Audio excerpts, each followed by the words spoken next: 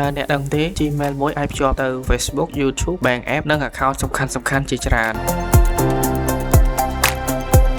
បើ Gmail ត្រូវបានគេលួចអាចប៉ះពាល់គ្រប់យ៉ាងថ្ងៃនេះខ្ញុំនឹងបង្ហាញគន្លឹះងាយៗក្នុងការ check ថា Gmail របស់អ្នកមានសុវត្ថិភាពខ្ពស់ឬអត់ 1. check password របស់អ្នកចូលទៅមើលថា password របស់អ្នកខ្លាំងគ្រប់គ្រាន់ឬអត់កុំប្រើ password ងាយៗដូចជាថ្ងៃខែឆ្នាំកំណើតឬលេខ1 2 3 4 5 6គួរប្រើអក្សរធំតូចលេខនិងសញ្ញាបញ្ចូលគ្នា 2. បើក two factor authentication ឬ two step verification នេះជាសុវត្ថិភាពបន្ថែមសំខាន់ណាស់ពេលមានអ្នកព្យាយាម login ចូល Gmail របស់អ្នក Google នឹងស្នើលេខកូដបន្ថែមដូច្នេះទោះគេដឹង password ក៏ពិបាកចូលដែរ 3. check device ដែល login Gmail របស់អ្នកចូលទៅ security setting ហើយមើល device ដែលកំពុង login បើឃើញឧបករណ៍ណាមិនស្គាល់ត្រូវ log out ចេញភ្លាម 4. check recovery phone and email ប្រកាសថាលេខទូរស័ព្ទនិង email សង្គ្រោះជារបស់អ្នកពិតៗបើអ្នកមានបញ្ហាអាចយក account មកវិញបានងាយ 5. កុំចុច link មិនស្គាល់ hacker ជាច្រើនប្រើ email คล้ายៗដើម្បីលួច password បើឃើញ link សង្ស័យឬ